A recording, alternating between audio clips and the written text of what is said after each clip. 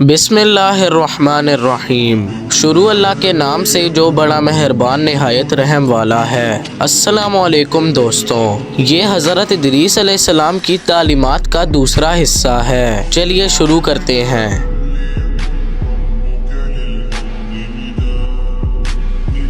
Number 4, खालिस नीयत के साथ अमल करो। झूठ और झूठी कस्मों से बचो। हर काम अल्लाह ताला को राजी करने के लिए करो, दिखावे या फायदे के लिए नहीं। झूठ बोलना और झूठी कसम खाना बहुत बड़ा गुनाह है, इससे एतमाद खत्म हो जाता है। नंबर 5, नापसंद कामों में हाथ ना डालो। ऐसे काम ना करो जो इंसान की इज्जत कम करें या जिन्हें मुआशरा बुरा समझता हो। अच्छा किरदार इंसान की असल पहचान होता है। नंबर 6, बड़ों और हुक्मरानों के सामने अदब और एहतराम रखो। वालिदैन, असातिज़ा, बुजुर्गों और हुक्मरानों से बात करते वक्त नरम लहजा इख्तियार करो। अदब इंसान के लिए इल्म को खूबसूरत बना देता है। नंबर 7, हमेशा अल्लाह ताला की हम्दो शुक्र में मसरूफ रहो। अल्लाह ताला को याद करना, इसकी तारीफ करना और शुक्र अदा करना दिल को सुकून देता है। जो शख्स अल्लाह ताला को याद रखता है, अल्लाह ताला भी इसकी मदद फरमाता है। नंबर 8, हिकमत रूह की जिंदगी है। बेफायदा ख्वाहिशात ना रखो।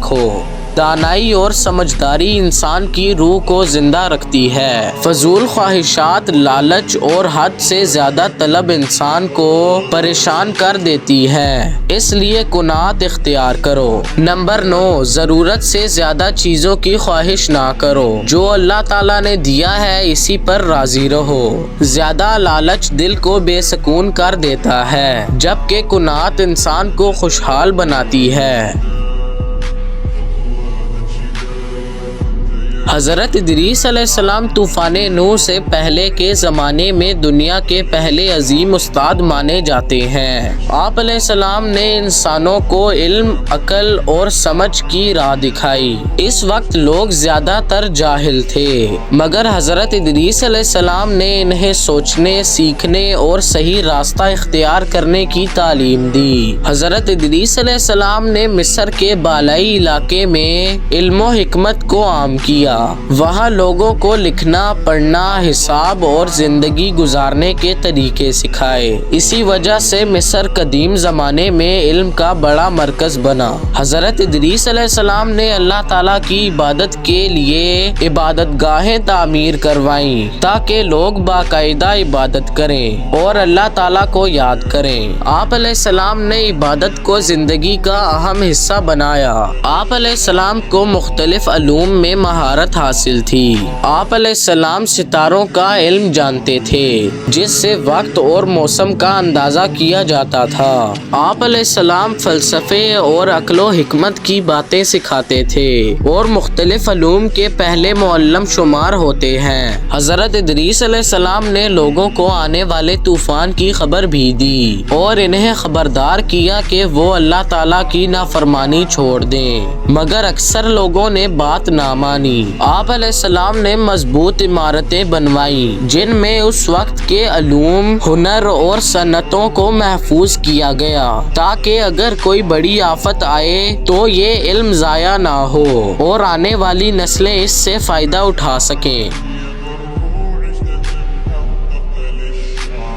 हज़रत इदरीस अलैहिस्सलाम को इब्रानी ज़बान में अखनूख कहा जाता है। आप अलैहिस्सलाम का नसब निहायत बुलंद और पाकीज़ा है। हज़रत इदरीस अलैहिस्सलाम की ज़िंदगी इल्म, हिकमत, इबादत और नेक आमाल से भरपूर थी। आप अलैहिस्सलाम ने लोगों को अल्लाह ताला की पहचान कराई, अच्छे इखलाक सिखाए और बुराइयों से दूर रहने की तलकीन की। आप अलैहिस्सलाम की तालीमात में सच्चाई, सब्र, शुक्र, मेहनत और पाकीज़ा जिंदगी गुजारने पर जोर दिया गया है। آپ علیہ السلام کی نصیحتیں انسان کو سیدھا راستہ دکھاتی ہیں اور یہ بتاتی ہیں کہ علم کے ساتھ عمل کتنا ضروری ہے۔ حضرت ادریس علیہ السلام کے اقوال، اعمال اور کردار کو دیکھ کر ہمیں ایک کامل، دانا اور اللہ تعالیٰ سے قرب رکھنے والی شخصیت کی جھلک نظر آتی ہے۔ یہی وجہ ہے کہ آپ علیہ السلام کی زندگی آج بھی انسانیت کے لیے ہدایت اور رہنمائی کا ذریعہ ہے۔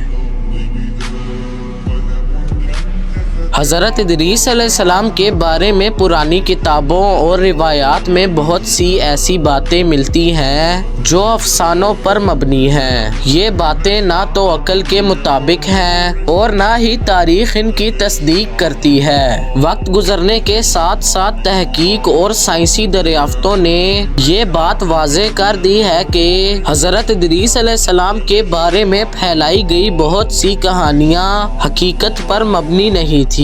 اس کے باوجود ان افسانوی روایات کو بیان کرنا اس لیے ضروری سمجھا گیا تاکہ ہمیں یہ معلوم ہو سکے کہ قدیم حکماء، فلاسفہ اور مورخین پیغمبروں کے بارے میں کیا سوچ رکھتے تھے اور انہوں نے انہیں کس نظر سے دیکھا۔ لیکن جہاں تک حقیقت اور قابل اعتماد معلومات کا تعلق ہے، وہاں ہم نے صرف قرآن مجید، صحیح احادیث اور انبیاء کرام علیہ السلام کی ثابت شدہ تعلیمات پر ہی اعتماد کیا ہے، کیونکہ یہی ذرائع سچائی اور درست رہنمائی فراہم کرتے ہیں۔ اب تک کے لیے بس اتنا ہی۔ میں نے حضرت ادریس علیہ السلام کی تعلیمات کا پہلا حصہ بھی ڈالا ہے، اسے بھی ضرور سے جا کر دیکھ لیجئے۔ تب تک کے لیے اللہ حافظ۔